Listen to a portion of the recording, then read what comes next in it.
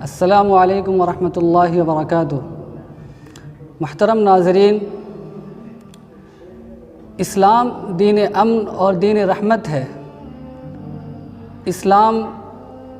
تمام انسانوں کو اور معاشرے میں بسنے والے، معاشرے میں رہنے والے تمام افراد کے حقوق کو ادا کرتا ہے اور اس پر دوسرے انسانوں کو آمادہ بھی کرتا ہے۔ چاہے کوئی شخص کسی بھی نسل سے ہو، کسی بھی رنگ کا ہو، کسی بھی مذہب کا ماننے والا ہو، کسی بھی عقیدے اور نظریے کو ماننے والا اور تسلیم کرنے والا ہو، تمام انسانوں کی جان، مال اور اس کی عزت و آبرو کی تحفظ اور اس کی حفاظت کی گارنٹی عطا کرتا ہے۔ آج کی اس ویڈیو کے ذریعے سے، آج کی اس گفتگو کے ذریعے سے ہم یہ جاننے کی کوشش کریں گے کہ اسلامک اسٹیٹ میں، اسلامی ریاست میں غیر مسلموں کو اور غیر مسلم اقلیتوں کو کیا حقوق حاصل ہیں۔ تو سب سے پہلی چیز یہ ہے، جو غیر مسلموں کو، نان مسلمس، مائنورٹیز کو جو حقوق حاصل ہیں، جو رائٹس حاصل ہیں، وہ حق حفاظت ہے۔ یعنی اسلامی ریاست کے ذمہ ہے کہ تمام غیر مسلموں کی حفاظت کرے، اندرونی اور باہری ہر قسم کے ظلم اور زیادتی سے ان کی حفاظت کرے، تاکہ غیر مسلم عوام، غیر مسلم شہری امن اور سکون کے ساتھ زندگی بسر کر سکیں۔ دوسری چیز یہ ہے کہ اسلام نے تمام انسانوں کی جان و مال اور عزت و آبرو کے تحفظ کی ضمانت لی ہے۔ حضور اکرم صلی اللہ علیہ وسلم نے حجۃ الوداع کے موقع پر، یعنی جب حضور اکرم صلی اللہ علیہ وسلم نے اپنی زندگی کا آخری حج فرمایا، اس موقع سے جو تقریر ارشاد فرمائی، اس میں پوری نسل انسانی کو مخاطب کرتے ہوئے اور پوری نسل انسانی کے حقوق کو بیان فرمایا اور ان کی جانیں، مال، عزت و آبرو کے تحفظ کے تعلق سے آپ صلی اللہ علیہ وسلم نے ایک پیغام دیا۔ آپ صلی اللہ علیہ وسلم نے ارشاد فرمایا، ان دماءکم و اموالکم وَأَعْرَاضَكُمْ عَلَيْكُمْ حَرَامٌ كَحُرْمَةِ يَوْمِكُمْ هَذَا فِي شَهْرِكُمْ هَذَا وَفِي بَلَدِكُمْ هَذَا، کہ سنو، غور سے میری بات کو سنو اور یاد رکھو، بے شک تمہارے خون، تمہارے مال اور تمہاری جانیں اور تمہاری عزت و آبرو تم پر حرام ہیں، جس طریقے سے اس دن کی حرمت اس شہر میں تمہارے اوپر مقرر کی گئی ہے۔ لہٰذا کسی بھی انسان کا، خواہ اس کا تعلق کسی مذہب سے ہو، کسی گروہ سے ہو، کسی رنگ و نسل کا ہو، کوئی بھی زبان بولنے والا ہو، دنیا کے کسی بھی ملک میں، کسی خطے میں رہتا ہو، بستا ہو، اس کے جان و مال کا نقصان کرنا اسلام میں حرام قرار دیا گیا ہے۔ حضور اکرم صلی اللہ علیہ وسلم کی حدیث کے بعد ایک آیت کریمہ کا ذکر میں کرنا چاہتا ہوں۔ قرآن مجید میں اللہ سبحانہ و تعالی ارشاد فرماتے ہیں،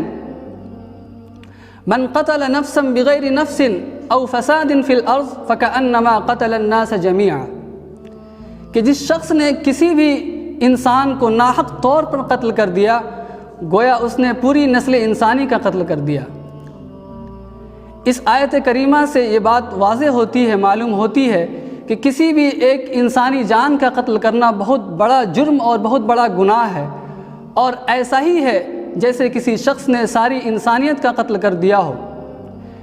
اس طرح کے واقعات جب ظہور میں آئے، اس طرح کا واقعہ جب پیش آ جائے، یعنی کسی انسان نے کسی کو قتل کر دیا، تو اسلامی قانون یہ حکم دیتا ہے کہ ایسے شخص کو بھی قتل کیا جائے گا اگر ناحق طور پر قتل کرنے والا ہو، اور اس کا بدلہ لیا جائے گا۔ قرآن مجید میں ارشاد فرمایا گیا، وَلَكُمْ فِي الْقِصَاصِ حَيَاةٌ يَا أُولِي الْأَلْبَابِ، کہ تمہارے لیے قصاص میں، بدلے میں،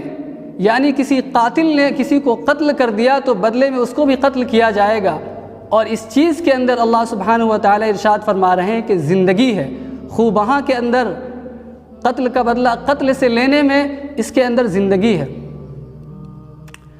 دوسری چیز یہ ہے کہ حضور صلی اللہ علیہ وسلم نے غیر مسلم لوگوں، غیر مسلم معاہدوں کو قتل کرنے سے منع فرمایا ہے۔ آپ صلی اللہ علیہ وسلم نے ایک حدیث میں ارشاد فرمایا،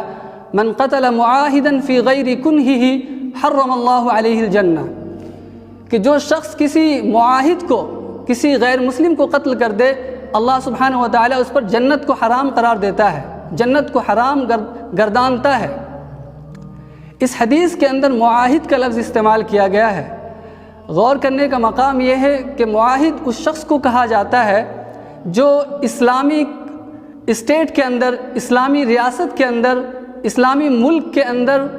معاہدہ امن کے ساتھ زندگی بسر کر رہا ہو، یا ایسے افراد ہیں یا ایسی جماعتیں ہیں جنہوں نے اسلامی حکومت سے یہ وعدہ کیا ہو کہ ہم امن اور سکون کے ساتھ زندگی گزاریں گے اور اس ملک کے کانسٹیٹیوشن کو، قانون کو، آئین کو اور آئین کے تمام دفعات کو مانتے ہوئے زندگی گزاریں گے اور مکمل طور پر امن اور سکون کے ساتھ زندگی گزاریں گے۔ ایسے لوگوں کو یا ایسی جماعت کو معاہد کے لفظ سے یاد کیا گیا ہے، اور آپ صلی اللہ علیہ وسلم نے فرمایا کہ ایسے شخص کو قتل کرنے والا جہنمی ہوگا۔ اس بات کی مزید وضاحت دوسری حدیث سے ہوتی ہے۔ حضور صلی اللہ علیہ وسلم نے ارشاد فرمایا، من قتل معاہدا لم یرح رائحۃ الجنہ، کہ جو شخص کسی معاہد کو قتل کرے گا وہ جنت کی خوشبو بھی نہیں پا سکے گا۔ وَإِنَّ رِيحَهَا لَتُوجَدُ مِن مَسِيرَةِ 40 عَامًا، حالانکہ جنت کی خوشبو 40 سال کی مسافت تک محسوس ہوتی ہے۔ اس حدیث سے معلوم ہوا کہ کسی غیر مسلم کا، کسی معاہد کا قتل کرنے والا جہنمی ہے اور وہ جنت کی خوشبو سے بھی محروم کر دیا جائے گا، حالانکہ جنت کی خوشبو 40 سال کی مسافت تک محسوس ہوتی ہے، یعنی اس کو 40 سال کی مسافت کے بقدر بھی اس سے بھی زیادہ دور رکھا جائے گا۔ اسی طریقے سے حضور صلی اللہ علیہ وسلم نے غیر مسلم نمائندوں اور ان کے غیر مسلم پیشواؤں اور ان کے مذہبی رہنماؤں کے قتل سے منع فرمایا ہے۔ آپ صلی اللہ علیہ وسلم نے ارشاد فرمایا،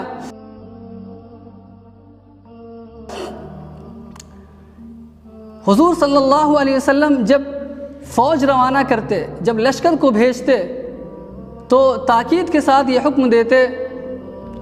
لا تغدروا ولا تغلوا ولا تمثلوا ولا تقتلوا اصحاب الصوامع ولا تقتلوا الولدان واصحاب الصوامع، کہ دیکھو خیانت نہ کرنا، غداری نہ کرنا، دھوکہ نہ دینا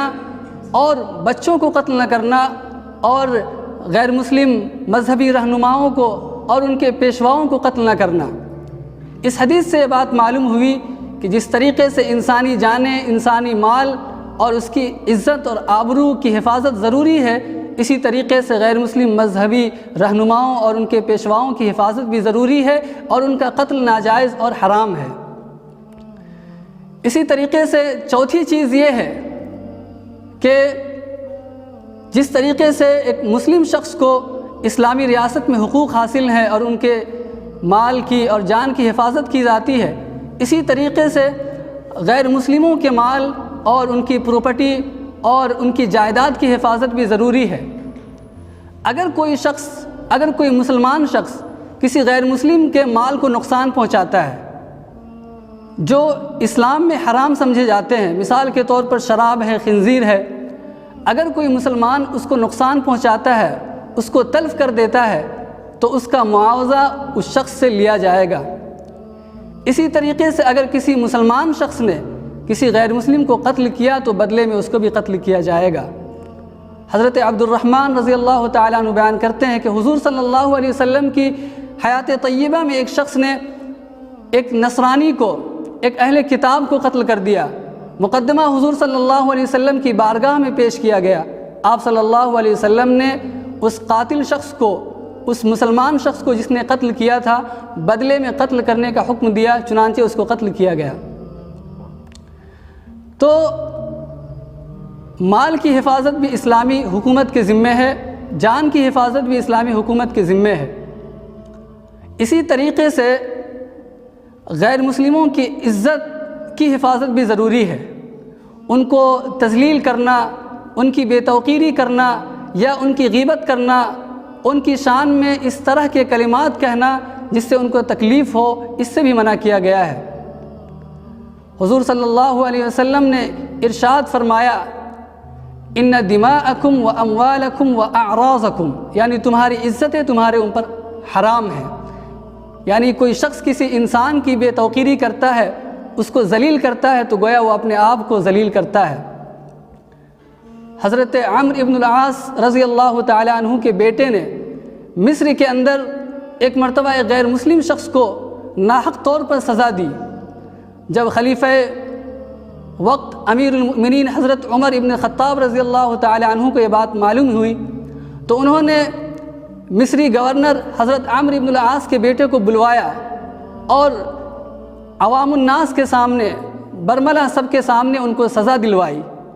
اور یہ تاریخی جملہ ارشاد فرمایا متی استعبدتم الناس وقد ولدتهم امہاتهم احرارا، کہ تم نے انسانوں کو کب سے غلام بنا لیا ہے، حالانکہ ان کی ماؤں نے تو انہیں آزاد جنا تھا. اسلامی تعلیمات بس یہی تک محدود نہیں، بلکہ سب سے بڑی چیز تو یہ ہے کہ اسلام نے مذہب کے تعلق سے بھی تمام انسانوں کو آزادی دی ہے. اللہ سبحانہ و تعالیٰ کا ارشاد ہے لا اکراہ فی الدین قد تبین الرشد من الغی، کہ دین کے معاملے میں، شریعت کے معاملے میں کوئی زبردستی نہیں ہے، کوئی جبر نہیں ہے. کسی بھی غیر مسلم کو اسلام قبول کرنے پر کبھی بھی مجبور نہیں کیا گیا ہے. اسلام تو اس بات کا نام ہی ہے کہ دل سے تصدیق کرے کہ اللہ سبحانہ و تعالیٰ ایک ہے، رسول اللہ حضرت محمد مصطفیٰ صلی اللہ علیہ وسلم اللہ کے بندے اور اس کے رسول ہیں. اگر جبر کیا جائے اور کوئی شخص جبراً مجبوری کے حالت میں اسلام قبول بھی کر لے تو اس کے اسلام کا کوئی اعتبار نہیں، اس لیے کہ اسلام نام ہے دل سے تصدیق کرنا اور زبان سے اقرار کرنا. اس سے یہ بات معلوم ہوئی کہ اسلام میں کسی کو بھی زور اور زبردستی کے ساتھ مذہب اسلام میں داخل کرنے کی گنجائش نہیں ہے. لہٰذا ضرورت اس بات کی ہے کہ اسلام کی جو سچی تعلیمات ہیں اور جو حقائق ہیں ان کو معلوم کیا جائے، اور اسلام کے خلاف جو پروپیگنڈے کیے جاتے ہیں، جو غلط باتیں مشہور کی جاتی ہیں، ان سے بچنے کی کوشش کی جائے. اللہ سبحانہ و تعالیٰ سے دعا کہ ہمیں ان باتوں پر عمل کی توفیق عطا فرمائے.